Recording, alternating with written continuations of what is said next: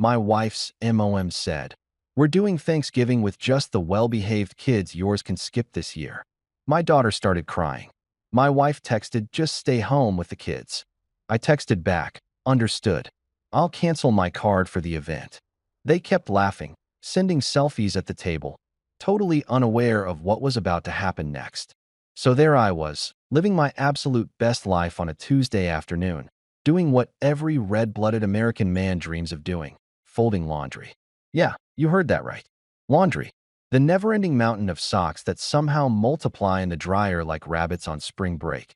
The shirts that need to be folded just right, or my wife will refold them with that special sigh that says, "You're incompetent." And don't even get me started on the fitted sheets. Those things are designed by the same people who created Rubik's Cubes and tax forms. Pure evil wrapped in cotton blend. I was standing there in our laundry room, which is really just a glorified closet with delusions of grandeur, trying to figure out if that one sock was navy blue or black, when my phone buzzed on top of the dryer. Now, normally I'd ignore it because nothing good ever comes from a text message on a Tuesday at 3:15 in the afternoon. It's either someone trying to extend my car's warranty, a reminder that I'm late on some bill I definitely already paid, or, and this is the real kicker, my mother-in-law. Spoiler alert, it was my mother-in-law. Carol. Just the name makes my left eye twitch a little. This woman could walk into a monastery full of Buddhist monks who've taken vows of eternal peace and patience, and within 15 minutes, she'd have them seriously reconsidering their life choices. I'm talking about the kind of person who corrects your grammar in birthday cards, who brings up your college GPA at family dinners even though you graduated 15 years ago, and who has opinions, strong, unsolicited opinions, about everything from how you mow your lawn to how you breathe oxygen. I picked up my phone, and there it was, glowing on my screen like some kind of digital hand grenade. "We're doing Thanksgiving with just the well-behaved kids. Yours can skip this year." No, hi, how are you? No, hope you're having a great day. Not even one of those weird emojis she usually sends that have nothing to do with the actual message, like a random flamingo, or that eggplant thing she definitely doesn't know the alternate meaning of. Just straight to the gut punch. Efficient, I'll give her that. I stood there, holding a pair of my daughter's pink leggings in one hand and my phone in the other, reading that message over and over like maybe if I blinked hard enough, the words would rearrange themselves into something that didn't make me want to throw my phone into the dryer and hit the permanent press cycle. Well-behaved kids. The well-behaved kids. As if my children were some kind of feral raccoons who'd been caught rifling through the neighbor's trash cans and couldn't be trusted around the fine china. My daughter Ava was sitting at the kitchen table about 10 feet away from me, completely oblivious to the fact that her grandmother had just emotionally drop-kicked her out of Thanksgiving. She was cutting out construction paper turkeys for her third-grade class project, her little tongue sticking out of the corner of her mouth the way it does when she's concentrating really hard. She'd been talking about Thanksgiving for weeks, asking me if Grandma would make her famous sweet potato casserole, wondering if this would be the year she finally got to sit at the big kids' table instead of the card table in the hallway that wobbles if you lean on it wrong. She looked up at me with those big hazel eyes, my eyes, thank God, because at least she got something good from my gene pool, and smiled. "Is that Grandma?" she asked, her voice full of that innocent hope that kids have before the world teaches them that people can be garbage in human form. Is she asking about Thanksgiving? Can I talk to her? I felt my stomach drop like I'd just gone over the big hill on a roller coaster. Except instead of screaming with joy, I wanted to scream in frustration. How do you tell your 8-year-old daughter that her grandmother just uninvited her to Thanksgiving? How do you explain that apparently she's been categorized as one of the not well-behaved kids, when the worst thing she's done in the last 6 months is forget to flush the toilet twice, and maybe, possibly accidentally on purpose fed the dog her Brussels sprouts last Sunday? I walked over to the table, my feet feeling like they were made of concrete, and handed her my phone. "Here, sweetheart. You can read it." I know. Father of the Year award, right here. But here's the thing. I was so stunned, so absolutely blindsided by the audacity of this woman, that my brain just short-circuited. It was like when your computer freezes and you just start clicking random things hoping something will work. Terrible decision-making skills, but hey, at least I'm consistent. Ava took the phone, and I watched her face as she read the message. It was like watching a time-lapse of a flower wilting. Her smile faded first, Then her eyes got all shiny, and this is what absolutely destroyed me. Her bottom lip started to quiver, but she didn't make a sound. She just sat there, holding my phone with both hands, tears rolling down her cheeks in complete silence, like she was trying not to bother anyone with her feelings. Like her sadness was an inconvenience she needed to keep to herself. That's when something inside me just snapped. Not in a throw furniture, punch walls kind of way, but in a quiet, cold, calculated way that's honestly way scarier. It was like a switch flipped in my brain, and suddenly I could see the last 10 years of my marriage with crystal clarity. All the times Carol had made little comments about my job not being prestigious enough. All the family gatherings where my kids were somehow always compared unfavorably to my brother-in-law's perfect children. All the moments where my wife, Lauren, just stood there and let it happen, nodding along like a bobblehead doll on a dashboard. I took my phone back from Ava and pulled her into a hug. She buried her face in my shirt, the one I'd just folded, ironically enough, and I could feel her little body shaking with those silent sobs that break your heart into a million tiny pieces. "It's okay, baby," I whispered into her hair, even though it absolutely was not okay, and we both knew it. "We'll have our own Thanksgiving. Just you, me, and your brother. We'll make it special." She nodded against my chest, but didn't say anything. What could she say? Her grandmother had just told her she wasn't good enough to eat turkey with the family. After I got Ava settled in front of the TV with some cartoon about talking animals saving the rainforest or whatever, I went back to the laundry room and did what any rational adult would do. I texted my wife. Lauren was at work, probably in some meeting about quarterly projections or synergizing paradigms or whatever corporate buzzword bingo they were playing that day. "Did you know about this?" I typed, attaching a screenshot of Carol's message. The three little dots appeared almost immediately. She was typing. Then they disappeared. Then they appeared again. This went on for about 2 minutes, which in text message time is basically an eternity. Finally, her response came through. "Just stay home with the kids. It's easier that way. Easier. Easier." That word sat on my screen like a turd on a wedding cake. Easier for whom, exactly? Easier for her, because she wouldn't have to deal with her mother's passive-aggressive comments about her choice in husband. Easier for Carol, because she could pretend she had the perfect family without the messy reality of my imperfect children.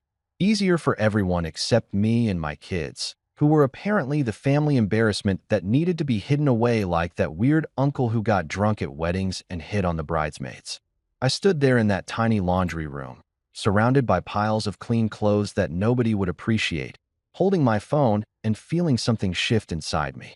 It was like I'd been carrying this massive weight on my shoulders for years, the weight of trying to be good enough for these people, of bending over backward to make them happy, of swallowing my pride and my feelings and my self-respect just to keep the peace.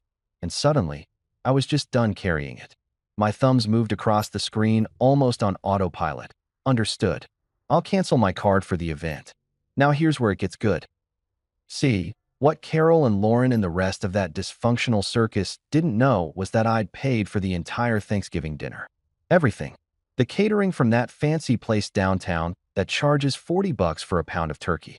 The decorations, those rustic farmhouse centerpieces that Carol had pinned on Pinterest and sent me 17 times to make sure I got exactly the right ones. The wine, the specialty cheese board, the organic cranberry sauce made by monks in Vermont or wherever. I dropped over $2,000 on this Thanksgiving extravaganza because Lauren had insisted that we need to contribute more and your family always brings store-bought stuff. So yeah, I had the receipts. Literally. I opened my email and started composing cancellation messages. The catering company first. "Sorry, we've had a change of plans. Please cancel our order and process the refund." Then the wine merchant, the florist, the fancy bakery that was making a pumpkin pie that cost more than my car payment. Click, click, click. Cancel, cancel, cancel. Each confirmation email that popped up felt like a little victory, like I was crossing items off a checklist titled, "How to Ruin Carol's Day." The best part? It was all in my name. My credit card, my email, my orders. They had no idea what was coming. I finished folding the laundry, because even in the middle of a family crisis, those socks weren't going to match themselves, and went to check on Ava.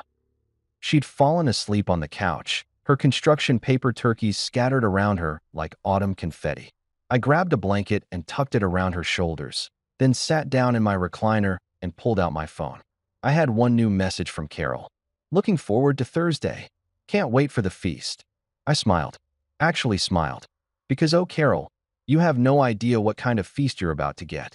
The next morning, I woke up with the kind of clarity that usually only comes after 3 cups of coffee or a near-death experience.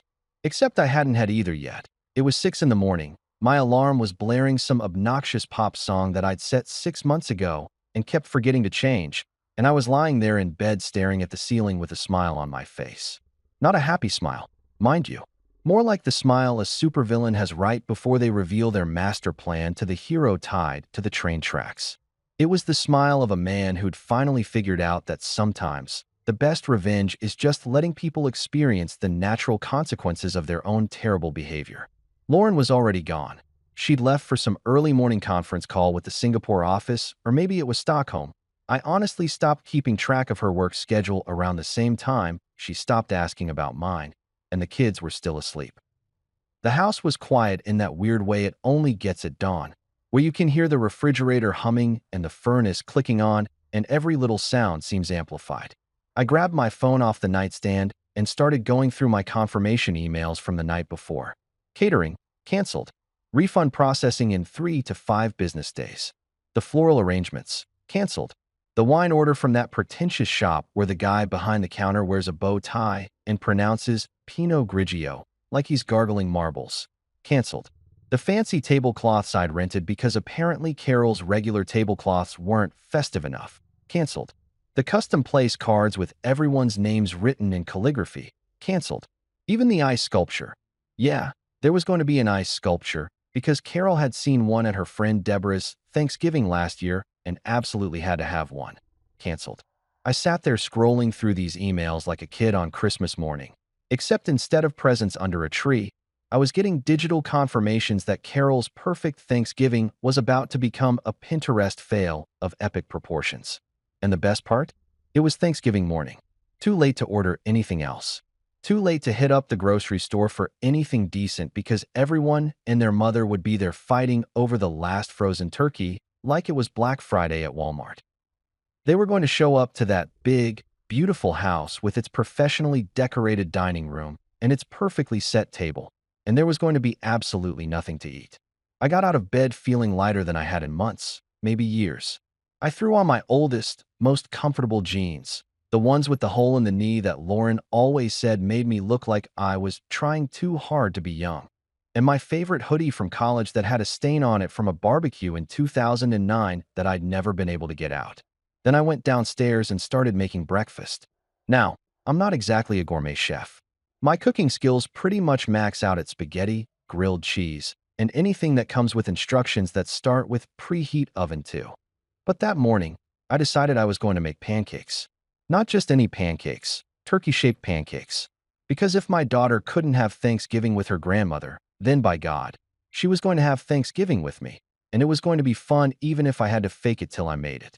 I found a recipe on my phone, Easy Pancakes for Beginners, which felt slightly insulting but also accurate, and got to work. Flour everywhere. Eggshells in the batter that I had to fish out with a spoon. Milk splashed on the counter. The kitchen looked like a bomb had gone off at IHOP, but I didn't care. I poured the batter into the pan in what I hoped were turkey shapes, though honestly, they looked more like amoebas having an identity crisis. Ava came downstairs around 8, still in her pajamas with her hair sticking up in 17 different directions, rubbing her eyes and yawning. She stopped at the bottom of the stairs and stared at me, at the disaster zone that used to be our kitchen, at the pancake currently smoking in the pan because I'd gotten distracted checking my email again. "Dad," she said slowly, "what are you doing?" "Making Thanksgiving breakfast," I announced proudly, flipping the pancake. It landed half on the spatula and half on the stovetop. "We're having turkey pancakes." She walked over and peered at the pan. "That looks like a potato that got run over by a car. It's abstract art. Very avant-garde. You wouldn't understand." I slid it onto a plate and added 2 chocolate chips for eyes and a piece of bacon for the beak. "See? Turkey." Ava giggled. Actually giggled. And it was like the sun coming out after a week of rain. "That's the ugliest turkey I've ever seen." Well, your face is the ugliest turkey I've ever seen. I shot back, which made her laugh harder, and suddenly we were okay. Not perfect, not healed, but okay. We sat at the kitchen table eating misshapen pancakes drowned in enough syrup to put a diabetic into a coma, and for the first time since yesterday's text message from hell, Ava looked happy. My son, Jake, wandered down around 9. He's 12 and in that phase where everything is either cringe or mid, and he communicates primarily in grunts and eye rolls. He took one look at the pancakes and said, "Bro, what even is that?" "Thanksgiving," I told him. He shrugged, grabbed 4 pancakes, and took them back upstairs to his room, where he was probably going to play video games until his eyes bled. Typical 12-year-old behavior. At least he was consistent. Around noon, after we'd cleaned up the kitchen, after I'd cleaned up the kitchen while Ava helped by eating chocolate chips directly from the bag, I made us turkey sandwiches from the deli meat in the fridge. We sat on the couch in our pajamas watching the Macy's Thanksgiving Day Parade on TV, which Jake declared was so cringe, before sitting down and watching it with us anyway. That's when my phone started buzzing. Not just a text here and there, but constant buzzing like an angry wasp trapped in a jar. I picked it up and opened the family group chat, the one Lauren had created called Mitchell Family Love, which was ironic on so many levels I couldn't even begin to unpack it. The messages were rolling in like a tsunami. My brother-in-law Todd had posted a selfie from Carol's dining room. He was holding a glass of wine, the wine I was supposed to have provided, with this smug grin on his face. The caption read, "Family time with the good ones. Hashtag blessed, hashtag Thanksgiving, hashtag family." I felt my jaw clench. The good ones. As if my kids were defective products that got returned to the factory. Then Carol posted a picture of her dining room table. It was gorgeous, I'll give her that. The tablecloth was perfect, the centerpieces were arranged just so, the place cards were all lined up like little soldiers. Everything looked like it had been ripped straight from a home decorating magazine. She'd captioned it, "Just waiting on the feast, smiling face with heart eyes, poultry leg, hashtag family that behaves, hashtag grateful, hashtag Thanksgiving traditions." Family that behaves. She actually wrote family that behaves, where my wife and kids could see it, where Ava could see it. I looked over at my daughter. She was watching the parade, munching on her sandwich, completely oblivious to the passive-aggressive warfare happening in the digital realm. Thank God for small mercies. The messages kept coming. Lauren posted a picture of herself with her sister, both of them holding champagne flutes and making duck faces at the camera. Sisters before misters. Clinking glasses, 2 hearts, because nothing says, "I value my marriage," like implying your husband is less important than your Instagram aesthetic. Then, around 2:30, the tone of the messages started to shift. My brother-in-law's wife, Shannon, who I actually liked because she was the only one in that family who'd ever asked me how I was doing and actually waited for an answer, posted, "Hey, was the food supposed to come later? Getting hungry over here, LOL." 10 minutes later, Todd, "Yo, what's the ETA on the catering?" The game starts at 4. Then Carol, and I could practically feel the panic radiating through the screen. "Where's the food?" The caterer was supposed to be here at 1. Someone called him. I turned my phone face down on the couch cushion and smiled. Not a big smile, just a little one. The kind of smile you get when you're watching a chess match and you realize 3 moves ahead that your opponent is screwed and they just don't know it yet. "Dad," Ava looked at me. "Why are you smiling like that?" "No reason, sweetie.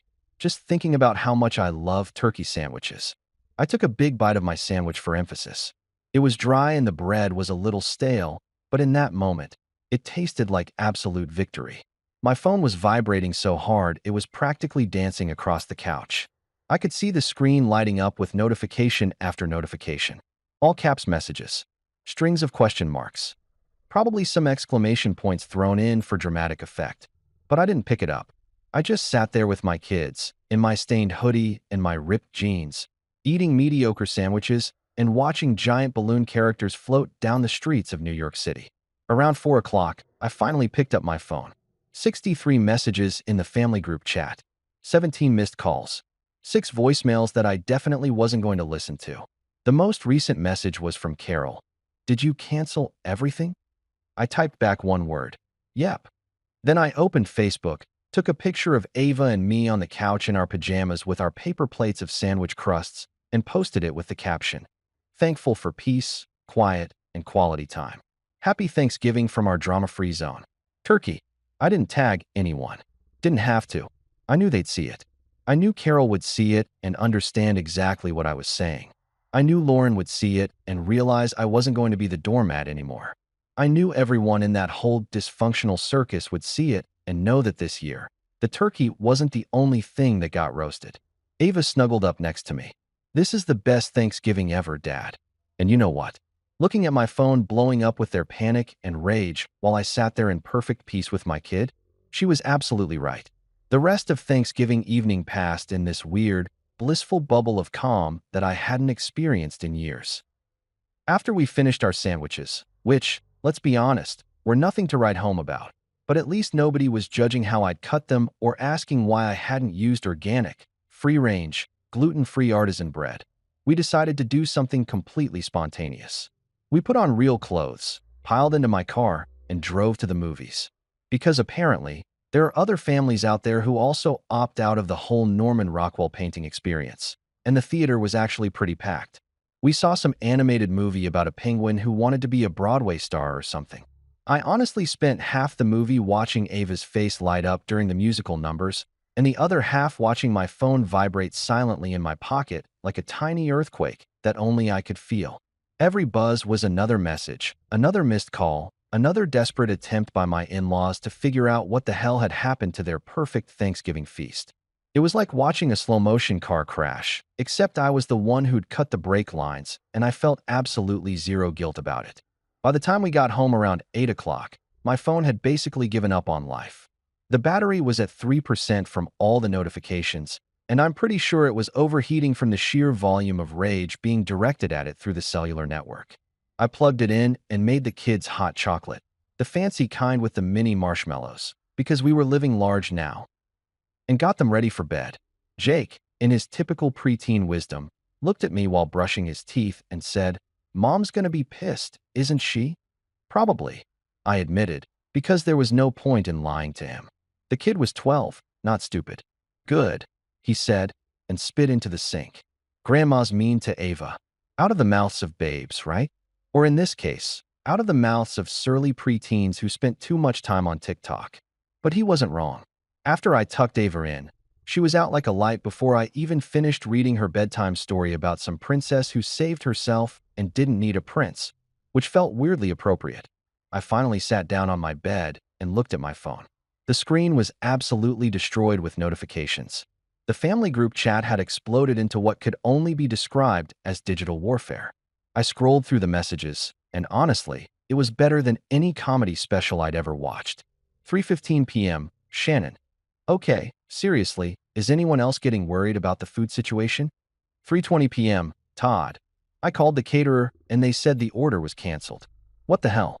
3:22 p.m., Carol. "What do you mean, canceled?" 3:30 p.m., Frank, my father-in-law, who usually communicated exclusively in grunts and football commentary. "Who canceled it?" 3:35 p.m., Lauren. "Let me call and figure this out." 3:40 p.m., Carol. "The florist says their order was canceled too." "And the wine. Everything is canceled." 3:45 p.m., Todd. "Bro, did you do this?" 4 p.m., Carol. "I spent 3 weeks planning this dinner." 4:05 p.m., Shannon. "Okay, I'm just gonna say it. Maybe we should order pizza?" 4:07 p.m., Carol. "We are not having pizza on Thanksgiving, Shannon. This is a family tradition." 4:15 p.m., Todd. He posted on Facebook, "Look at this crap." And then, radio silence for about 20 minutes. I could only imagine what was happening in that dining room. Carol probably pacing back and forth in her holiday sweater with the bedazzled turkey on it, working herself into a frenzy. Frank standing there looking confused because he probably just wanted to watch football and eat turkey without all the drama. Todd and Shannon exchanging those married couple looks that say, "We're definitely fighting about this in the car on the way home." And Lauren, my dear wife, probably sitting there trying to figure out how to spin this situation so she didn't look bad. 4:38 p.m., Lauren. "Can you please call me?" 4:40 p.m., Lauren. "We need to talk about this." 4:45 p.m., Lauren. "You're being incredibly immature right now." 5 p.m., Carol. "After everything we've done for you." This is how you repay us. 5:15 p.m., Todd. We ended up ordering Chinese food. On Thanksgiving. Hope you're happy. I set my phone down and laughed.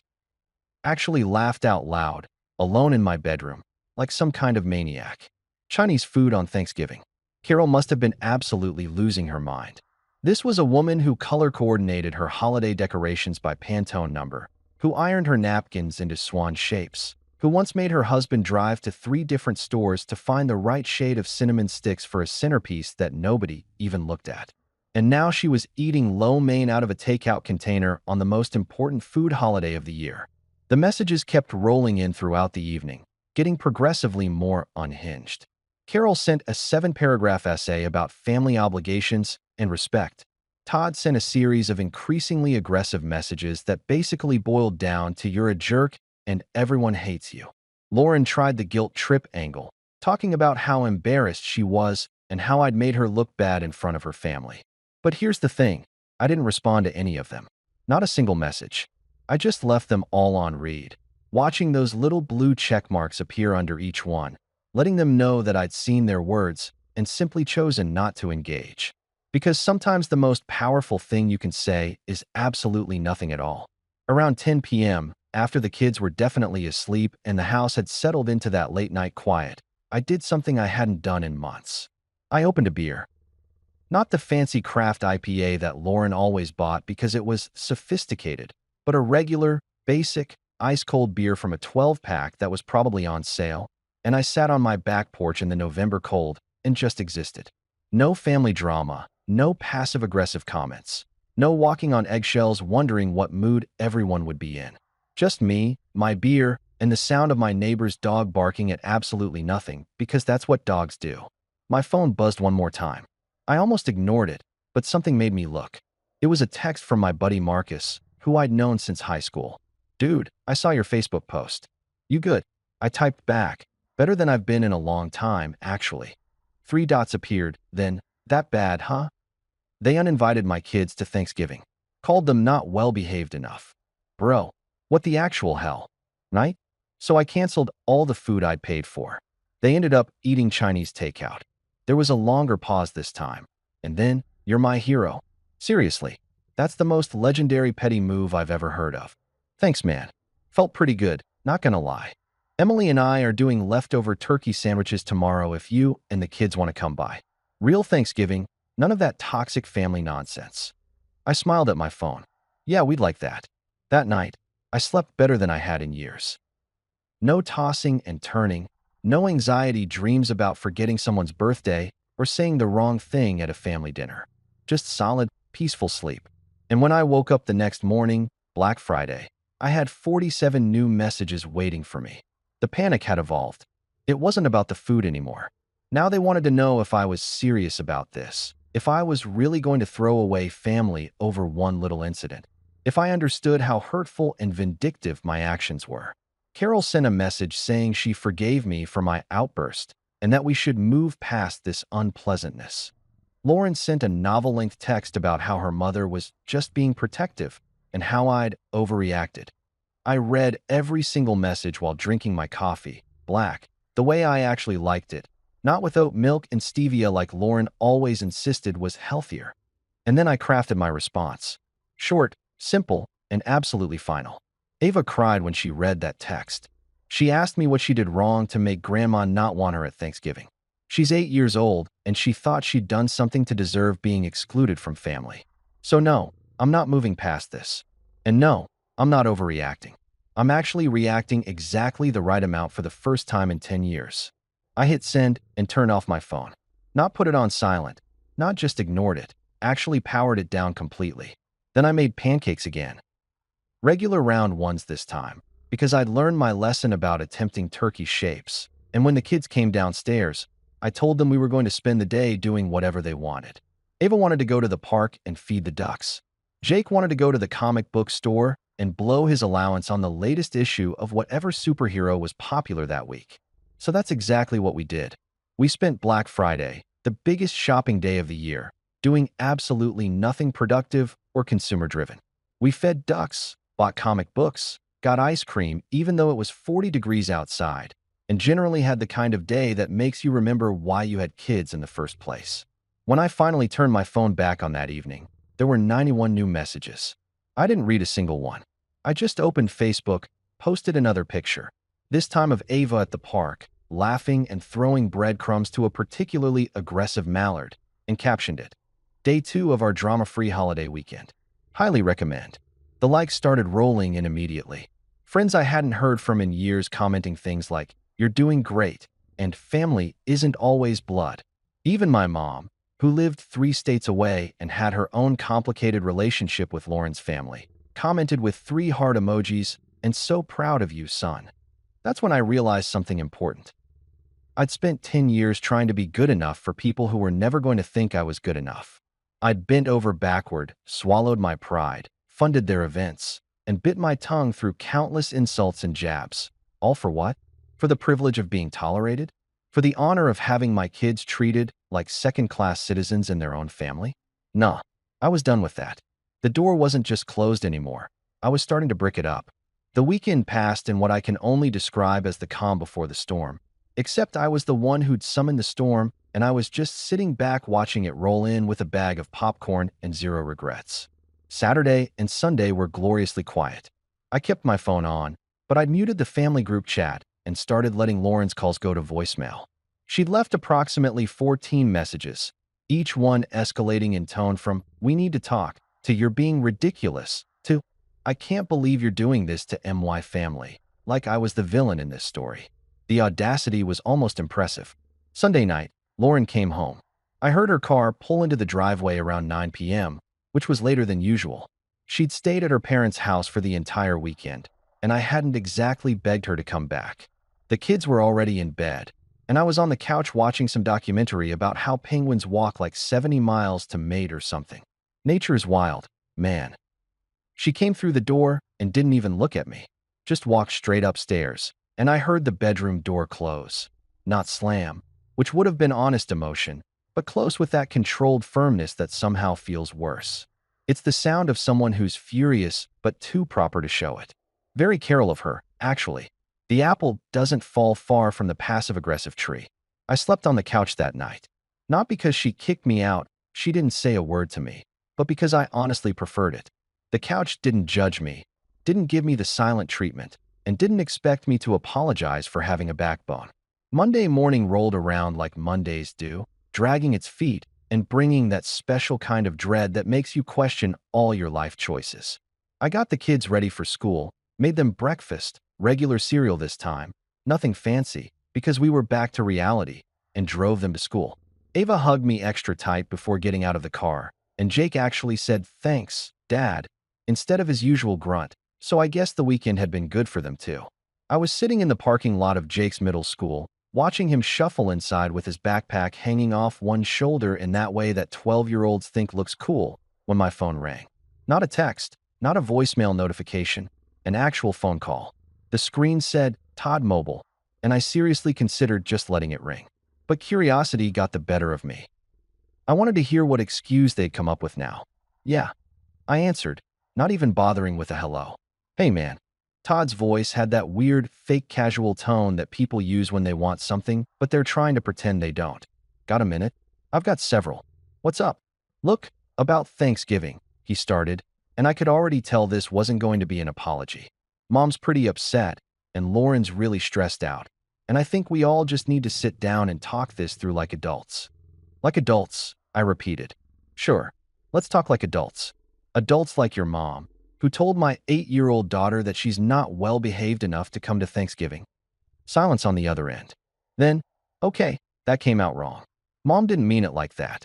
"Really? How did she mean it, Todd? Use your adult words." "I'm all ears." More silence. I could practically hear him scrambling for an explanation that didn't make his mother sound like the villain, which was impossible because she was, in fact, the villain. "Look, she was just trying to, you know how she is. She gets particular about the holidays." "Particular? That's what we're calling it." I laughed, but there was no humor in it. "She excluded my kids from a family event and made my daughter cry. That's not being particular. That's being cruel." "Come on, man, don't be so dramatic. Kids cry about everything." "She probably forgot about it 5 minutes later." And there it was.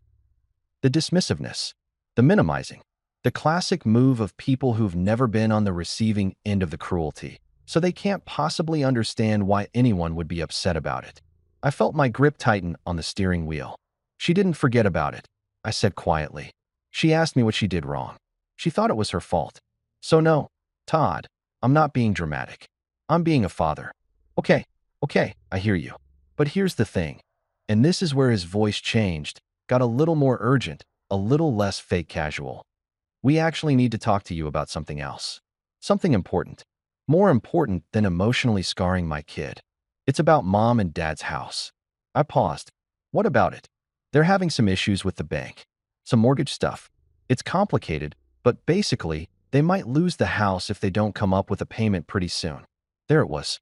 The real reason for the call. Not an apology, not a genuine attempt to make things right. They needed money. Of course they did. This family only called me when they needed something, and apparently, this time it was cold hard cash to save Carol's precious house. And this involves me how? I asked, even though I knew exactly where this was going. Well, you're good with finances and stuff. We thought maybe you could help them figure something out. Or, help with the payment. Just this once. Just this once. I'd heard that phrase before.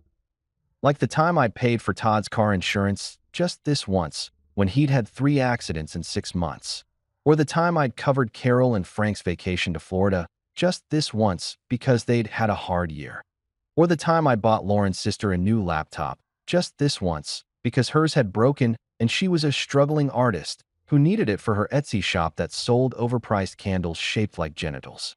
I wish I was joking about that last one. How much are we talking? I asked. About 15 grand. I laughed.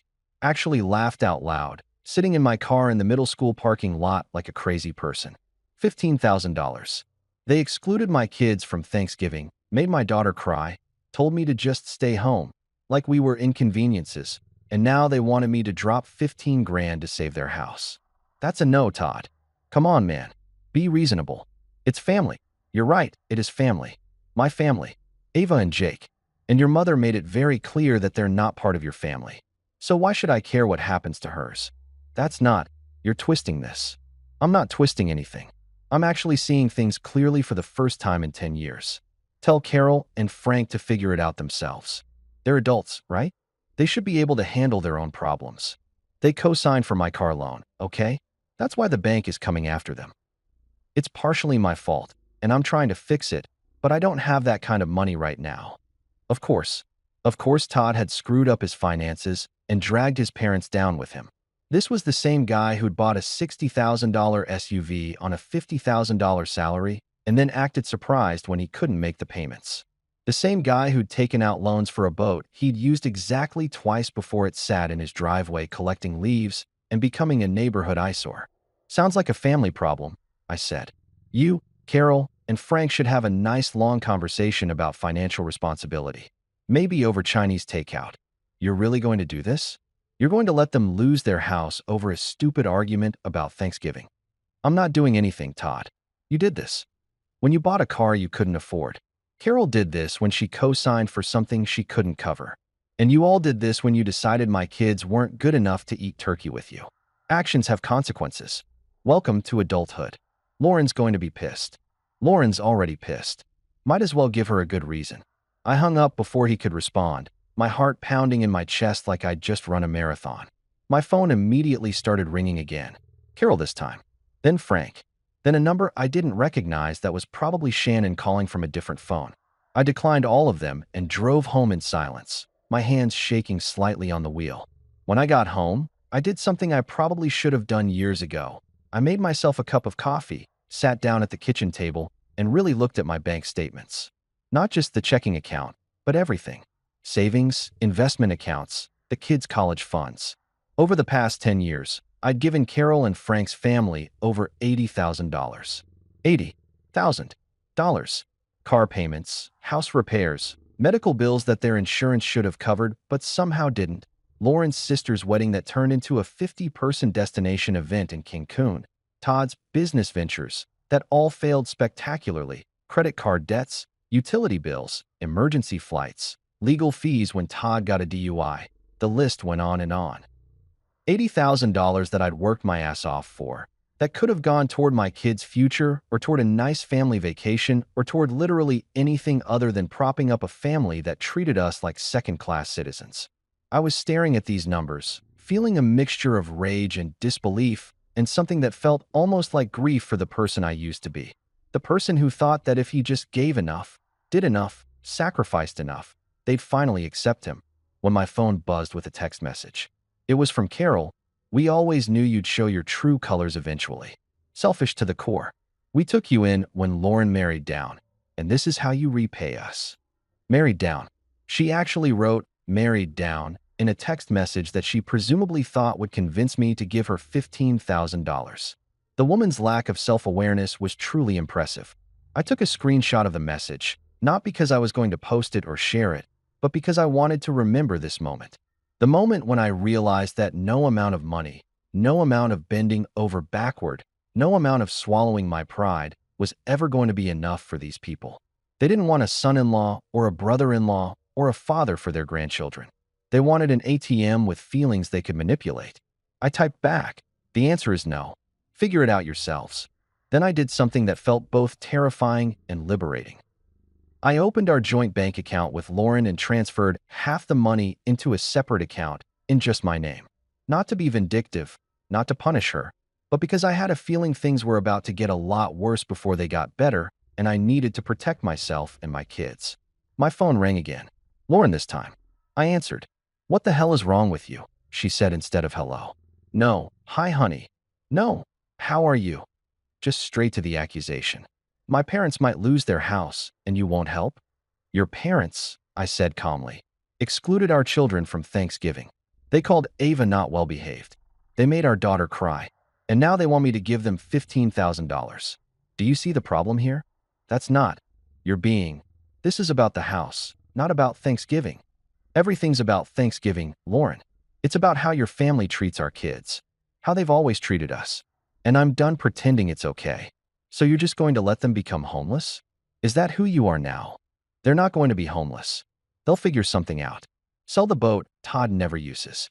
Downsize. Get a loan. I don't know, and honestly, I don't care anymore. The line went silent for a long moment. Then, in a voice I'd never heard from her before, cold and flat, I don't think I know you anymore.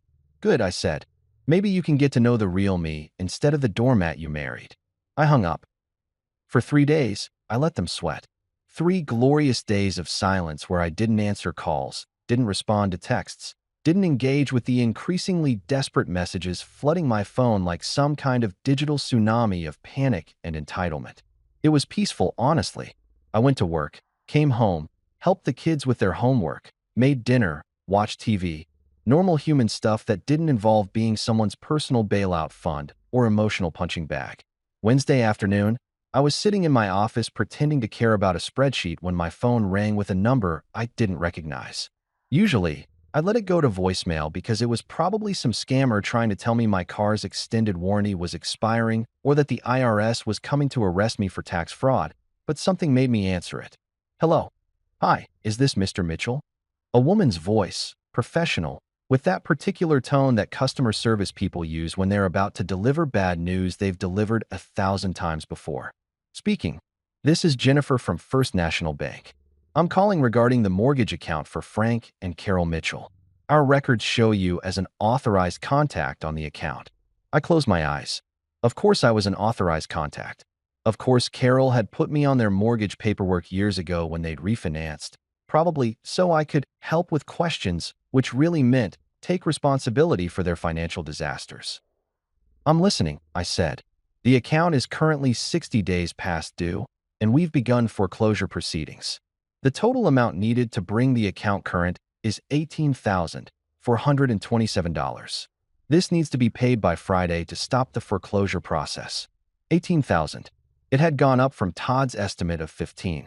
Probably late fees and penalties stacking up like a Jenga tower of bad decisions. Okay, I said. Thank you for letting me know. Will you be making a payment today? No, I said simply. That won't be happening. But thanks for the call. I hung up before she could launch into whatever script she had about payment plans and financial hardship options. It wasn't my problem. Except, As I sat there staring at my computer screen, not seeing any of the numbers on it, I realized it kind of was my problem. Not because I owed Carol and Frank anything. I didn't, not after what they'd done, but because Ava was going to find out eventually that her grandparents lost their house, and she was going to ask me if I could have helped, and I was going to have to look into those big hazel eyes and explain adult concepts like boundaries and consequences and self-respect. I made it until Thursday evening before I cracked. Not because of the guilt trips. There'd been plenty of those, believe me. Carol had sent me a photo of her and Frank standing in front of their house with a caption that said 40 years of memories, gone because of one grudge. Lauren's sister had posted on Facebook about how some people value pride over family, which was rich coming from someone who'd borrowed $3,000 from me last year to go to Coachella and still hadn't paid it back. Even Lauren had tried the emotional manipulation angle, sending me pictures of her childhood bedroom and talking about how she'd grown up in that house. But none of that got to me. What got to me was Ava. She came into the living room Thursday night while I was watching some cooking show where people made elaborate desserts that looked like other things, and she climbed onto the couch next to me. She was quiet for a few minutes, just watching the TV, and then she said, "Dad, is Grandma okay?" My stomach dropped. "What do you mean, sweetheart? I heard you talking on the phone. About her house. Is she going to lose it?" Damn it. I thought I'd been quieter. "She's having some problems with the bank, yeah." "Because of money?" "Yeah, because of money." Ava was quiet again, picking at a loose thread on her pajama pants. Then, in this small voice, "Is it because we didn't go to Thanksgiving? Is she sad, and that's why she can't pay?" And there it was. The guilt that Carol and Lauren and the whole family had been trying to manufacture in me for days. They'd managed to plant it directly into my 8-year-old daughter without even trying. She thought her grandmother's financial problems were somehow connected to the Thanksgiving disaster, like cosmic punishment for our absence. "No, baby. No, no, no." I pulled her into a hug. "Grandma's money problems have nothing to do with you or Thanksgiving. Sometimes adults make bad choices with money, and they have to deal with the consequences. That's not your fault. Not even a little bit. But you could help her, right? You're good with money." I closed my eyes and took a deep breath. Here was the moment. The teaching moment. The moment where I could either show my daughter that having boundaries was important and that you don't have to set yourself on fire to keep other people warm, or I could show her that family can treat you like garbage and you'll still come running with your wallet open when they need you. "I could help," I said slowly. "But that doesn't mean I should. Do you understand the difference?" She thought about it, her forehead scrunching up the way it did when she was working through a tough math problem. "Like how I could eat candy for breakfast, but I shouldn't?" "Exactly like that." I kissed the top of her head. "Sometimes the right thing and the easy thing aren't the same thing." She nodded against my chest, and we sat there watching someone create a cake that looked like a hamburger, and I made a decision. Not for Carol, not for Frank, not even for Lauren. For Ava. Because someday she'd be older and she'd hear this story, and I wanted her to know that even when people hurt us, we could still choose to be the bigger person, but on our terms, not theirs. Friday morning, I drove to the bank. Not Carol's bank, my bank. I withdrew $18,427 from my savings account and then drove across town to First National. The teller was a kid who looked like he was maybe 23, with gel in his hair and a tie that didn't quite match his shirt. "I need to make a payment on a mortgage account," I said, sliding him the account number I'd written on a piece of paper. "Sure thing. Let me pull that up." He typed for a minute. Then his eyebrows went up. "Oh, this account is in foreclosure." "Yep, that's why I'm here. To bring it current." He processed the payment, and I watched my money disappear into the digital void of Carol and Frank's irresponsibility. $18,427. Gone. Just like that. "All set," the kid said, handing me a receipt. "The account is now current. The foreclosure proceedings will be stopped within 24 hours. "Great. Thanks." I took the receipt and walked out, feeling both lighter and heavier at the same time. I didn't call Carol, didn't call Frank or Todd or Lauren. I just went home, scanned the receipt, and sent it to Carol's email with no message. Just the receipt. Proof that I'd saved her house, paid her bills, bailed out her irresponsible son's mistake one more time. My phone rang within 5 minutes. "Carol." I let it go to voicemail. It rang again. Frank this time. Voicemail. Then Todd. Then Shannon. Then Lauren calling from her office phone like I wouldn't recognize the number. Finally, A text from Carol came through. Thank you so much. I knew you'd come through for family. We should all get together this weekend to celebrate. I stared at that message for a long time. No, I'm sorry for what I said about your kids. No, I was wrong to exclude Ava and Jake from Thanksgiving. No acknowledgement of any of it. Just straight to celebration and moving on like nothing had happened. Like I was supposed to just forget that she'd called my daughter not well behaved, that she'd made her cry, that she'd told me to just stay home with the kids because it was easier that way. I typed back, I didn't do this for you. I did it for Ava, so she wouldn't grow up thinking her grandmother was homeless because of her. Don't mistake this for forgiveness. The money went to the bank, not to you. We're not celebrating. We're not getting together. We're not suddenly fine. I saved your house. You still broke my daughter's heart. Those are two separate things. I hit send and then, because I was on a roll, I added. Also, you're welcome. That phrase you're looking for is, thank you, and I'm sorry. Look it up. The response came almost immediately from Lauren. Why do you have to make everything so difficult? They said thank you. I laughed out loud in my empty kitchen. They said thank you for the money. Not sorry for hurting our kid. There's a difference. You're being petty. I'm being a father. If you can't see the difference, that's on you. I turned my phone off after that and went to pick up the kids from school. When Ava got in the car, she asked, Did you help Grandma? Yeah, baby. I helped. Are you mad about it? I thought about that for a second, watching her in the rearview mirror, her backpack almost bigger than she was. No, I'm not mad. I'm glad I could help. But that doesn't mean everything's okay between us and Grandma. Sometimes you can do something nice for someone and still need space from them. Does that make sense? She nodded seriously. Like when I let Emma borrow my favorite pencil and she broke it. But I still helped her with math because Mrs. Peterson said we should be kind even when people aren't kind to us. Exactly like that? I said, even though the situations weren't remotely the same, and also, Emma sounded like kind of a jerk and maybe Ava needed better friends. But the principle was there. That weekend, my phone was full of messages from Carol about coming over for Sunday dinner, about putting this all behind us, about how family forgives. Lauren was pushing hard too, saying her parents wanted to properly thank me and that I was being stubborn and difficult. Sunday morning, I got a group text, because of course it was a group text, inviting us to a family reconciliation dinner at Carol's house. The message said, let's all come together and remember what's important. Family. Dinner at 5 p.m. Everyone welcome. Everyone welcome. The irony was almost beautiful. 3 weeks ago, my kids weren't welcome. Not well behaved enough for the family Thanksgiving. But now that I'd saved their house, suddenly we were welcome again? Suddenly we were family?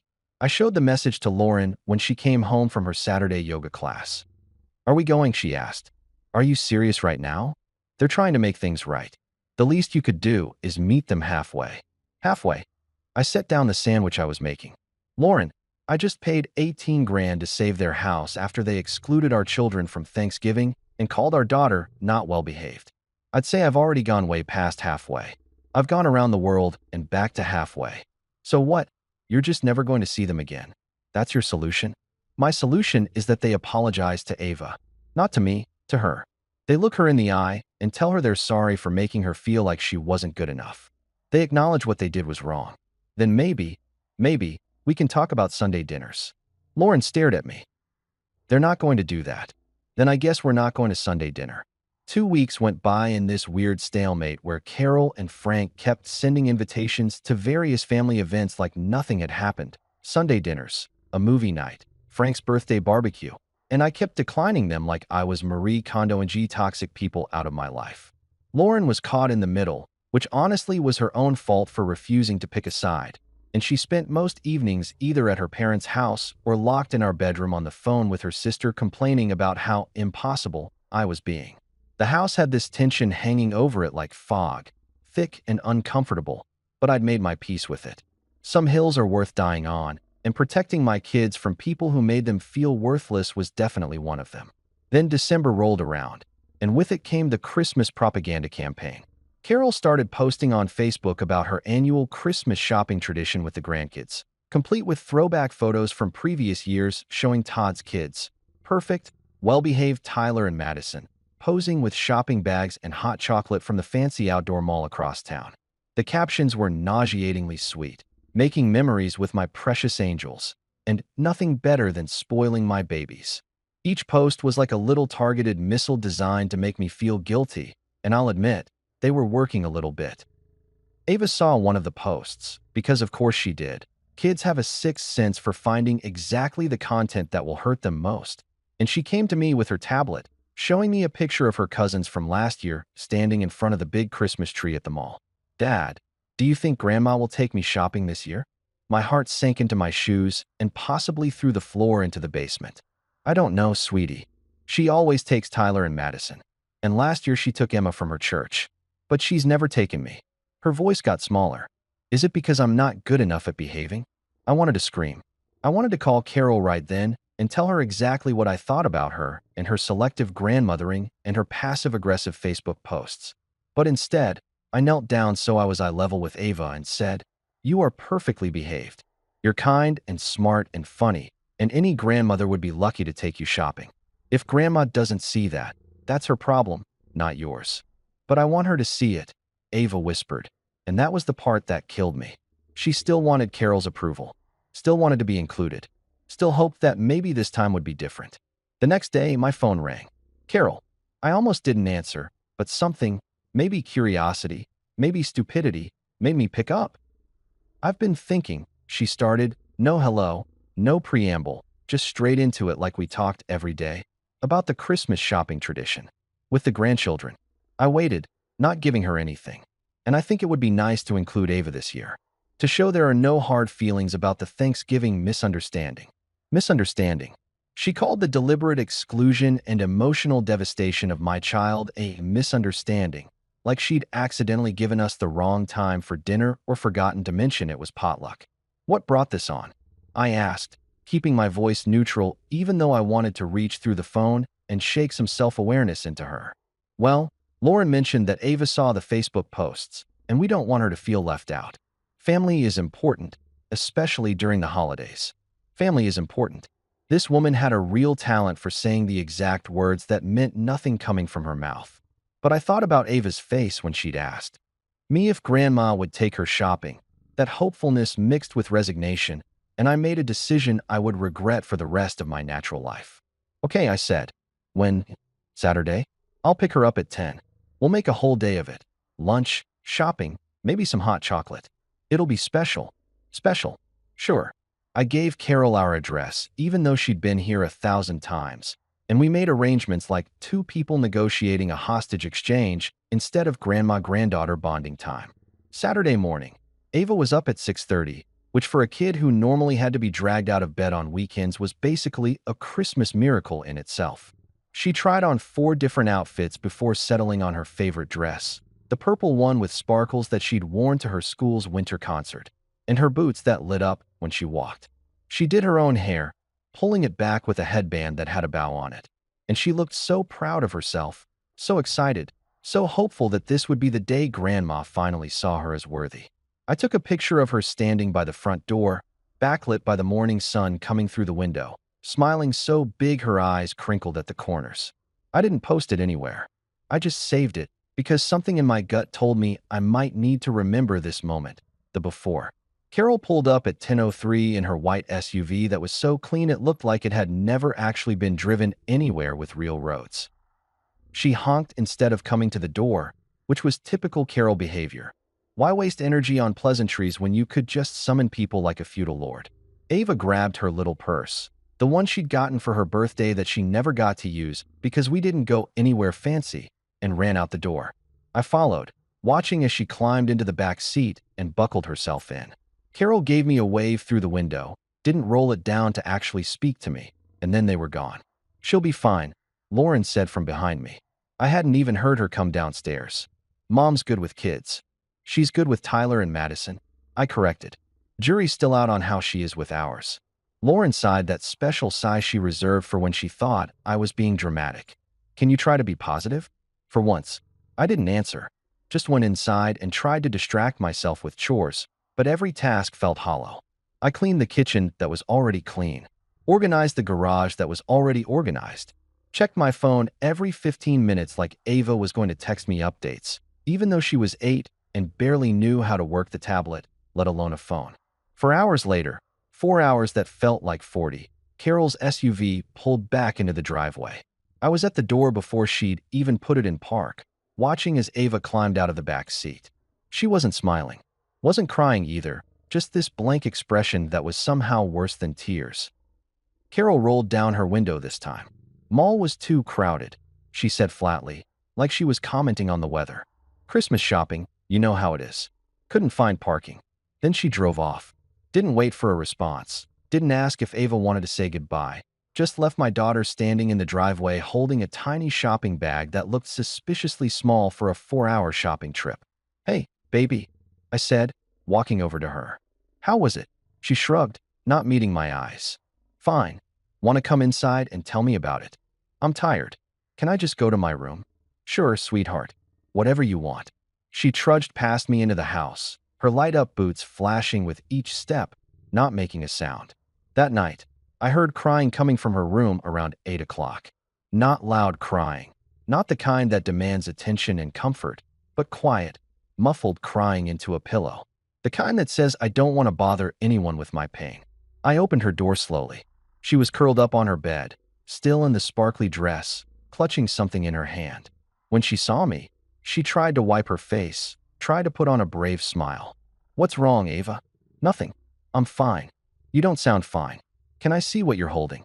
She opened her hand, and there it was, a tiny snowman keychain. One of those cheap ones you get at the dollar store, plastic and flimsy, the kind of thing they put in the bins by the register to catch impulse buys. That was it. For hours of shopping, and all my daughter had to show for it was a keychain that probably cost 99 cents. "That's nice," I said, sitting on the edge of her bed, trying to keep my voice steady even though rage was building in my chest like a volcano. "Is that all Grandma got you?" Ava nodded, still not looking at me. She said she had to save money for the real grandkids' presents. That Tyler and Madison needed bigger gifts because they're in more activities and they're more expensive to shop for. Her voice broke.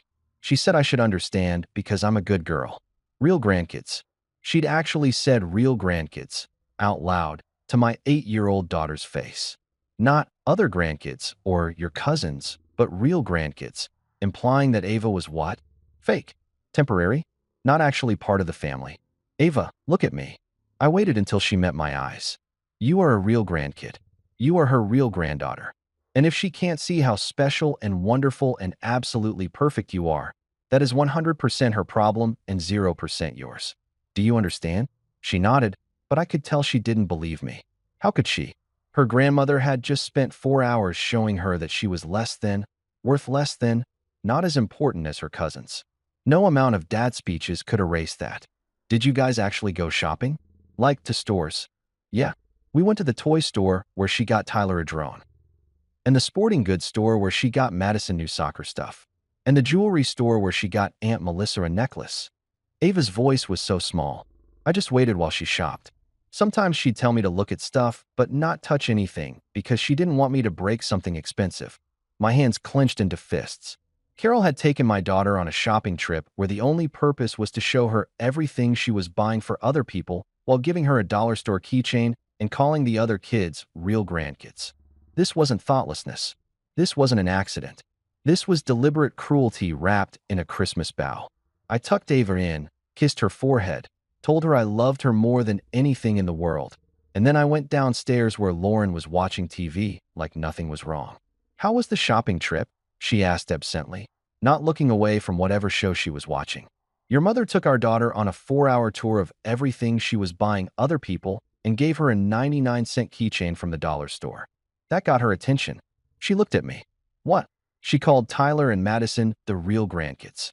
To Ava's face. Said she had to save money for them because they're more important." Lauren's face went pale. "She wouldn't. Go ask your daughter. She's upstairs crying into her pillow, clutching a plastic snowman, and wondering why she's not good enough to be considered real family." For the first time since this whole nightmare started, I saw something like doubt cross Lauren's face.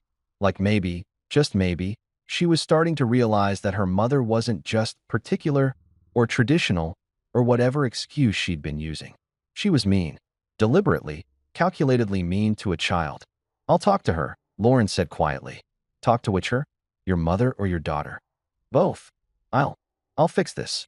I looked at my wife, this woman I'd been married to for 13 years, and realized I didn't believe her. She'd had dozens of chances to fix this, to stand up for our kids, to tell her mother that her behavior was unacceptable. And she hadn't. She'd chosen her mother over our daughter every single time. Sure, I said, heading toward the stairs. You fix it. I'll be up here being an actual parent. That night, lying in bed, Lauren was downstairs again, probably on the phone with Carol coordinating their story. I made myself a promise. Next time Carol came asking for help, for money, for anything, I wouldn't cave. Not for Ava's sake, not for anyone's sake. Because saving people who are drowning is noble, but saving people who are deliberately pulling your kids underwater with them is just stupid. December rolled along like a freight train, picking up speed as it headed toward Christmas, and I spent most of it trying to repair the damage Carol had done to Ava's sense of self-worth. We did special daddy-daughter dates. Ice skating at the outdoor rink downtown where I fell on my ass approximately 17 times, and she laughed so hard hot chocolate came out of her nose. Movie marathons where we watched all her favorite animated films and ate popcorn for dinner like civilized people. Even a weekend trip to visit my mom upstate where Ava got spoiled rotten the way grandkids are supposed to be spoiled. My mom bought her actual presents, listened to her talk about school, asked about her friends, treated her like she mattered. You know, basic grandparent behavior that apparently was too much to ask from Carol. Lauren and I existed in this weird state of marital détente, where we were technically still living in the same house, but operating like roommates who didn't particularly like each other. She'd stopped pushing me to reconcile with her family after the shopping disaster.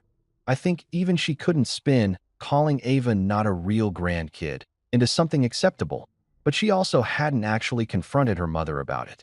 She'd talked to her, according to Lauren, and Carol had said it was a misunderstanding and that Ava had taken it the wrong way. Because 8-year-olds are notorious for their complex misinterpretations of straightforward insults. 2 weeks before Christmas, on a Tuesday evening when I'd just gotten home from work and was contemplating whether I had the energy to cook dinner or if we were going full cereal for dinner mode, there was a knock at the door. Not the doorbell, a knock. Specific, deliberate, the kind of knock that says, "I'm here on serious business and I'm not leaving until we talk." I opened the door, and there stood Frank, my father-in-law, the man who communicated primarily through grunts, football commentary, and the occasional complaint about his lawnmower. He was standing on my porch in his work jacket. He was an electrician, one of those old-school guys who'd been doing it for 40 years and could probably wire a house in his sleep, with his hands shoved in his pockets and an expression on his face that I'd never seen before. It took me a second to identify it, and when I did, I almost laughed. He looked humble. Frank, the guy who once told me that real men don't drive sedans while standing next to my perfectly reasonable Honda Accord, looked like a man who'd had his pride kicked in the teeth and was trying to figure out how to ask for help without actually saying the words, "I need help." "Son," he said, which was already weird because Frank had never called me son. I was usually "Hey you" or Lauren's husband, or occasionally just a chin nod that was supposed to encompass all forms of acknowledgement. "Frank," I replied, not moving from the doorway, not inviting him in. "What brings you by?" He shifted his weight from one foot to the other, looking past me into the house like he was hoping Lauren would materialize and save him from this conversation. "Got a minute? Need to talk to you about something." "I've got a few minutes." "What's up? Can I come in? It's cold out here." It was cold, probably 35 degrees with that wind that cuts right through your jacket and makes you question why humans ever decided to live anywhere that had winter. But I didn't move. Call it petty, call it holding a grudge, call it whatever you want. I wasn't about to make this easy for him. "I'm good talking right here," I said. "What's going on?" Frank's jaw tightened, and I could see him warring with himself, probably debating whether to turn around and leave or swallow his pride and say what he'd come here to say. Pride lost, apparently, because he took a deep breath and said, "We need a little help." Again, there it was. The real reason for the visit, delivered with all the enthusiasm of a man admitting he had hemorrhoids. I leaned against the doorframe, crossing my arms. "What kind of help?" "Todd's car situation got worse. The fines racked up, insurance lapsed, and now there's this whole thing with the DMV and the bank, and it's all still under my name because I co-signed the loan." He was talking faster now, The words tumbling out like if he said them quick enough, they wouldn't count. They're threatening to come after my credit again. Maybe put a lien on the house even though you just cleared the mortgage, and I just need a little help to square it all away. A little help. That phrase again. The family motto, apparently. I wondered if they had it stitched on throw pillows at Carol's house. How much is a little help? About 8 grand. Maybe 9, depending on the penalty fees. I actually laughed. Couldn't help it. The absurdity of this man standing on my porch asking me for $9,000 2 weeks before Christmas, less than a month after his wife had emotionally devastated my daughter, was just too much. You're joking. I wouldn't be here if I was joking. Frank looked offended, like I was the one being unreasonable. Look, I know there's been some tension with the holidays and everything, but this is serious. If we don't handle this, it could mess up everything again. You mean if Todd doesn't handle this? This is Todd's problem. Todd bought a car he couldn't afford. Todd let the insurance lapse. Todd racked up the fines. Why is any of this my responsibility? Because family helps family. Frank said it like it was obvious, like it was a law of nature as fundamental as gravity. Interesting, I said. Is that why Carol took Ava shopping and spent 4 hours showing her all the gifts she was buying for the real grandkids before giving her a dollar store keychain? Frank's face did something complicated. He wasn't a stupid man, despite his questionable financial decisions and his tendency to let Carol run roughshod over everyone. He knew what his wife had done. He'd probably heard about it, maybe even been there for the aftermath. Carol didn't mean, he started. Don't. I held up a hand. Don't tell me what Carol meant. I know exactly what she meant. She meant to show my daughter that she's less important, less loved, less valuable than Tyler and Madison. She succeeded. Ava cried herself to sleep that night clutching a plastic snowman, wondering what she did wrong to make Grandma not love her. So before you come to my door talking about family helping family, maybe you should talk to your wife about actually treating my kids like family. Frank looked down at his boots, scuffed and worn from years of crawling around attics and basements. She said in her ways, "You know how she is." Yeah, I do know how she is. That's the problem. I straightened up, uncrossing my arms. Here's the thing, Frank. I'm tired. I'm tired of bending over backwards for people who treat my kids like second-class citizens. I'm tired of being the bank of last resort for every bad decision Todd makes. I'm tired of swallowing my feelings and my pride and my self-respect just to keep the peace in a family that doesn't actually want me in it. That's not, we do want you in the family. No, you want my money in the family. There's a difference. I could see him flinch at that, but I wasn't done. You know what the really messed up part is? I probably would have helped. Even after Thanksgiving, even after the shopping trip from hell, I probably still would have found a way to help because that's what I do. I'm the guy who shows up. I'm the guy who pays for things. I'm the guy who fixes problems. But you needed to do one thing first. What's that? Apologize. Not to me, to Ava. Your wife needs to look my daughter in the eye and tell her she's sorry for making her feel like she's not a real grandkid. She needs to acknowledge what she did was wrong. And you need to stop enabling her behavior by pretending it's just how she is. Like being cruel is a personality trait we all have to accept. Frank was quiet for a long moment, his breath making little clouds in the cold air. Then he said, "You know she won't do that." I know. And that was the saddest part. We both knew Carol would never apologize, would never admit she was wrong, would never see my kids as equal to Todd's kids. We both knew it, and Frank was standing here anyway, asking me to give them money, to solve their problems, to be the solution to messes they kept making. So that's it. You're just gonna let Todd drag us down again? Let the whole family suffer? Todd's an adult. You're an adult. You made choices, bad choices, and now you get to live with the consequences. That's how adulthood works, Frank. Nobody's coming to save you this time. Your wife isn't gonna be happy about this. I smiled, but there was no warmth in it. Lauren hasn't been happy about anything I've done since Thanksgiving. I've made my peace with that. What's one more thing on the list? What about the kids? They should know their grandparents. Have a relationship with us. They should, I agreed. They absolutely should. But relationships go both ways. Carol wants a relationship with them. She knows what she needs to do. Until then, you're welcome to see them here, with me present. You want to take them for ice cream? Great, I'll come along. You want to have them over for dinner? Fantastic, I'll be there too. But the days of dropping them off at your house so Carol can play favorites and make Ava feel like garbage are over. Frank looked like he wanted to argue, opened his mouth, closed it again. Finally, he just nodded. You've gotten hard, you know that? You used to be easier to talk to. I used to be a doormat. You missed the doormat version of me because he was convenient. The doormat version paid for everything and never complained and let Carol walk all over him and his kids. But doormats get dirty and worn out, and eventually, they get thrown away. I decided to throw myself away first before you could do it. That's not. We never, Frank sighed, shaking his head. Carol's not gonna like this. Carol doesn't like anything that doesn't go exactly her way. That's not new information. I started to close the door, then paused. For what it's worth, Frank, I'm sorry you got caught up in Todd's mess. I really am. But you co-signed that loan knowing Todd's history with money. You made that bed. Now you get to lie in it. Maybe next time, you'll think twice before enabling your son's poor choices. He's my son. What am I supposed to do? Let him fail? Yes, I said simply. That's exactly what you're supposed to do. Let him fail. Let him face consequences. Let him learn that actions have results and that daddy can't fix everything forever. Because right now, all you're teaching him is that he can screw up as much as he wants and someone will always bail him out. How's that working out for you? Frank didn't have an answer for that. He just stood there on my porch, looking older than I'd ever seen him, shoulders slumped like the weight of his own choices was finally catching up with him. For a second, I almost felt bad. Almost. Then I remembered Ava crying into her pillow, and the moment passed. Tell Todd to sell the car, I said. Get something he can actually afford.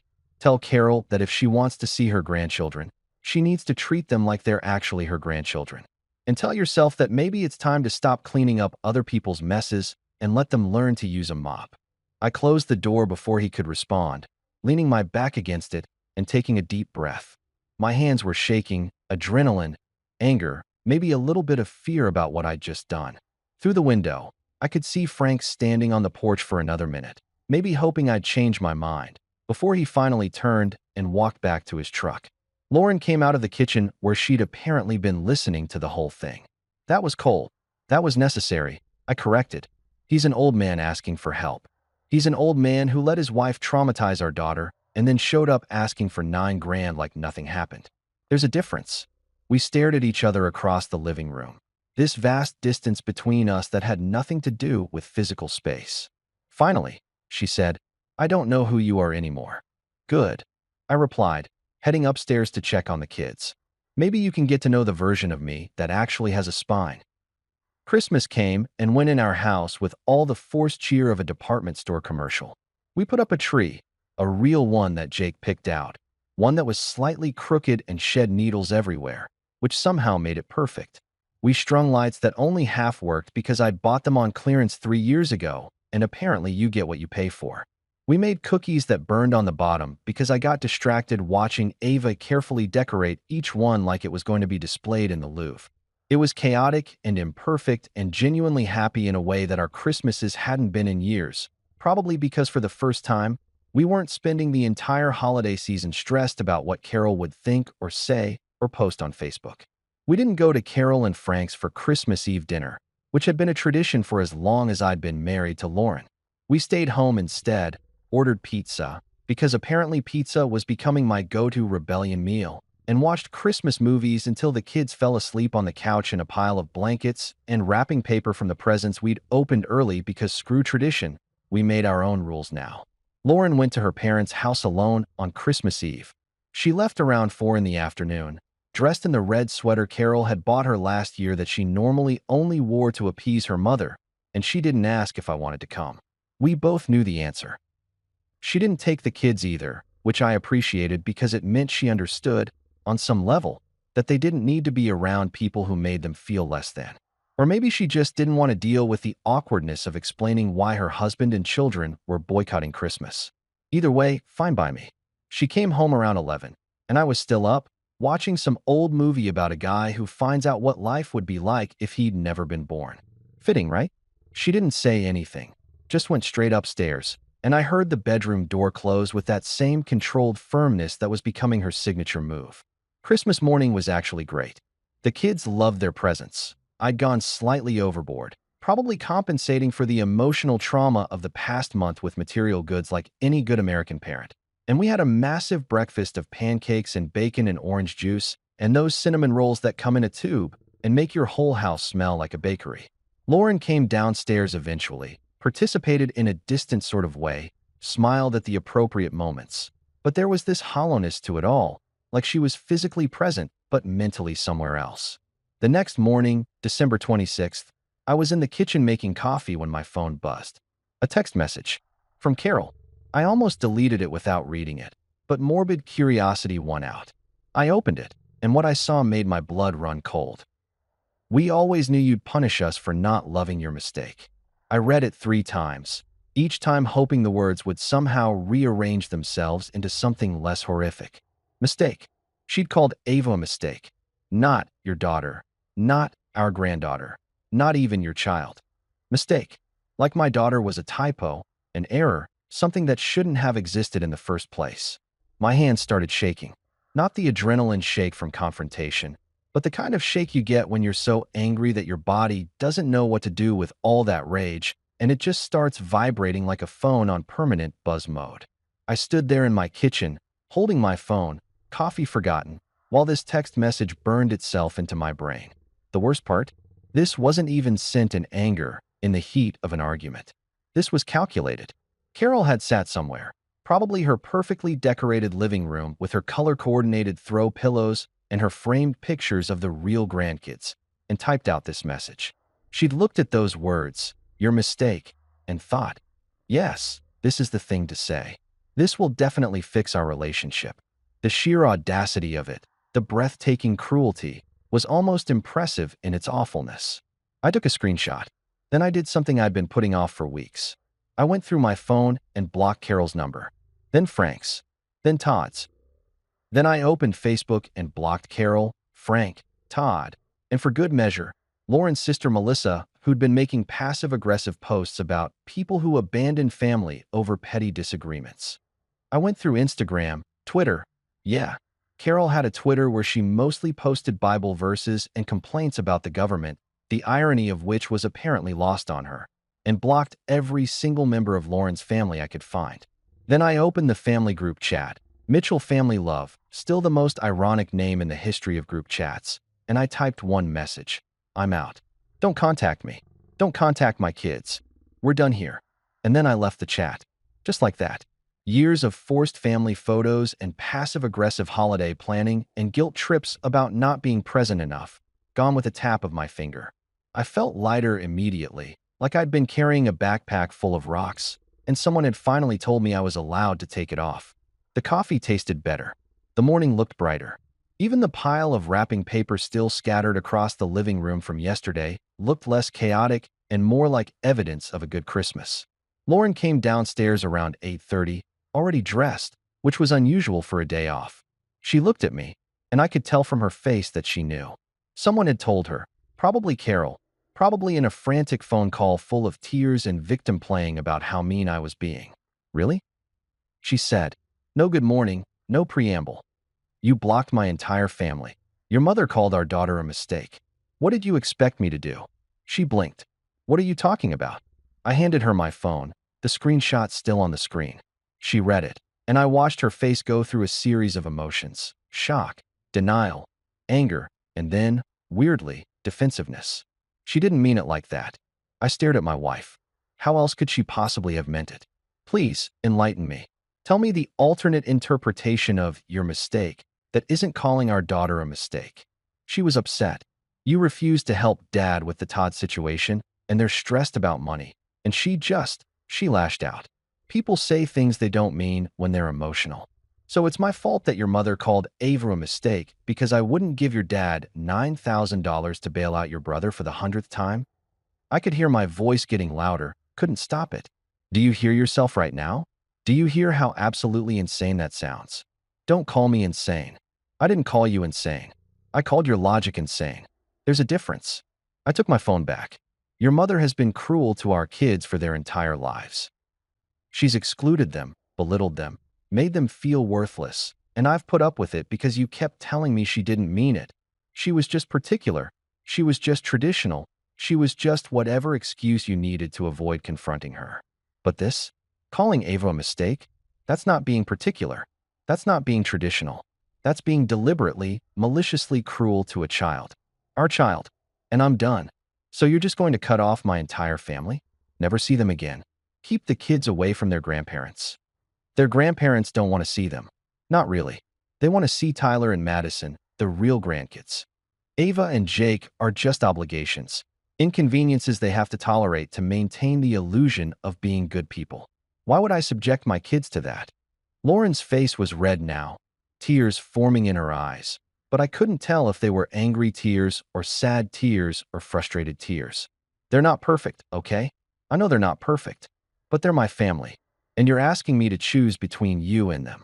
I'm not asking you to choose anything. I set my coffee cup down, suddenly not wanting it anymore. I'm telling you that I'm choosing my kids. I'm choosing to protect them from people who hurt them. If you want to keep seeing your family, go ahead. But Ava and Jake aren't going over there anymore. They're not being subjected to Carol's comparisons and insults. They're not being made to feel less than. And I'm not funding it anymore. Not the holidays, not the emergencies, not any of it. You're being controlling. I'm being a parent. Something you should try sometime. It was a low blow, and I knew it the second the words left my mouth. Lauren's face crumpled, and for a moment, I felt bad. But then I thought about Ava crying over a dollar store keychain, about Jake asking me why Grandma didn't like us, about years of watching my kids try so hard to be good enough for people who would never think they were good enough, and the guilt evaporated. That's not fair, Lauren whispered. None of this is fair. That's the point. It's not fair that our kids have to grow up feeling like they're inferior to their cousins. It's not fair that I've spent 10 years and probably close to $100,000 trying to buy acceptance from people who were never going to accept us. It's not fair that your mother gets to call our daughter a mistake and you're more upset at me for blocking her than you are at her for saying it. We stood there in the kitchen, the coffee maker gurgling in the background, Christmas decorations still twinkling in the living room, and the distance between us felt like miles. Years of unspoken resentments and ignored problems, and choosing her family over our family had finally piled up so high we couldn't see over them anymore. I don't know if I can do this, Lauren said finally. Do what? This. Us. If you're going to cut out my family, if you're going to make me choose. I'm not making you do anything, I interrupted. You can see them whenever you want. Call them, visit them, have Sunday dinners and shopping trips, and whatever else you want to do. But our kids aren't going. I'm not going. And I'm not paying for their various crises anymore. Those are my boundaries. You get to decide what you do with yours. She looked at me like I was a stranger, which was fair because I felt like a stranger to myself too. The old me, the doormat me, would have apologized by now. Would have backtracked, said I was overreacting, offered some compromise that was really just me giving in completely while pretending I had some control. But that guy was gone, buried under a decade of insults and disrespect, and I wasn't bringing him back. I need some space, Lauren said. To think. Okay, how much space? I don't know. A few days. Maybe more. I might stay at my parents'. Of course she would. Running back to the people who'd caused this entire mess in the first place. What about the kids? They should stay here. With you. They're more comfortable here. At least she got that right. Fine. Take whatever time you need. She went upstairs to pack a bag, and I heard her moving around in our bedroom, opening drawers, the closet doors sliding open and closed. The kids were still asleep. They'd been up late watching movies, living their best Christmas vacation lives. And I was grateful they didn't have to see this. Didn't have to watch their mother choose her parents over them for the millionth time. When Lauren came back downstairs with her overnight bag, she paused at the door. For what it's worth, I think you're overreacting. But I also think you're not completely wrong. I just need time to figure out where that leaves us. Take all the time you need, I said, and meant it. We'll be here. She left, and I stood at the window watching her car pull out of the driveway, heading toward the people who'd called our daughter a mistake, and I felt absolutely nothing. Not sad, not angry, not even relieved. Just empty in a way that felt almost peaceful. Like I'd been holding my breath for 10 years and finally, I could exhale. My phone buzzed. My buddy Marcus. Yo, you good? Saw you left the family group chat. Everything okay? I typed back. Yeah, man. Actually, I'm better than I've been in a long time. Finally figured out that peace is cheaper than family. Want to grab a beer later? Hell yeah. Emily's been asking about you and the kids. Come over for dinner. Sounds perfect. I looked around my quiet house, at the Christmas tree with its crooked star, at the pile of toys the kids had already half destroyed, at the general chaos that came with actually living in a space instead of maintaining it like a showroom for judgmental in-laws. And for the first time in a decade, I felt like I was home. 3 weeks crawled by in this weird new normal where Lauren was taking space at her parents' house, and I was running a single-parent household like some kind of divorced dad, except we were technically still married. The kids adjusted faster than I expected. Kids are resilient like that. Or maybe they were just relieved not to be walking on eggshells around Grandma Carol anymore. We fell into a routine: breakfast, school, homework, dinner, TV, bed. Rinse and repeat. It was simple, drama-free, and honestly kind of great. Then the letter arrived. Not an email, not a text. An actual handwritten letter in Carol's precise, almost aggressive cursive that looked like it had been written by someone who was furious but trying very hard to appear reasonable. 5 pages, front and back, on her fancy monogram stationery that probably cost more per sheet than my entire notepad collection. I read it standing at the mailbox, and it was a masterclass in manipulation. She started with "Family is complicated," moved through "We all make mistakes," spent 2 pages reminiscing about better times that I definitely didn't remember the same way she did, and then, because of course, got to the real point. They were about to lose the house again. Second mortgage, apparently. Something about refinancing gone wrong and interest rates and Todd's debt consolidating into their debt, which made zero financial sense, but was very on-brand for this family. She called it "our family legacy." I called it bullshit, folded the letter, shoved it in the kitchen junk drawer next to old batteries and expired coupons, and took Avo out for spaghetti at that Italian place where they give kids dough to play with while they wait. 3 weeks after the letter, they showed up unannounced. Carol clutching a folder like it contained the deed to the kingdom, Frank looking like a man who'd aged 10 years in 2 months. I was making lunch when the doorbell rang. Ava peeked from the stairs. "Should I get it?" "No, baby. Not this time." I opened the screen door just enough to create a barrier between us. Carol launched into her rehearsed speech. Tears, guilt, think of Ava. But I cut her off. "You did think of Ava? Every time you called her not well-behaved. Every time you chose the real grandkids. Every time you made her feel worthless. I remember all of it." "You'll regret this," Carol hissed. "I already did, for 10 years. I shut the door, locked it, drew the curtain. Their house sold 19 days later. They moved in with Todd into his cramped townhouse. And I didn't feel guilty, not even a little. That night, Ava and I made brownies and watched Home Alone. When the kid protected his house from people who kept trying to take from him, she looked at me and smiled. I didn't just close the door on them. I locked it, threw away the key, and finally, felt free.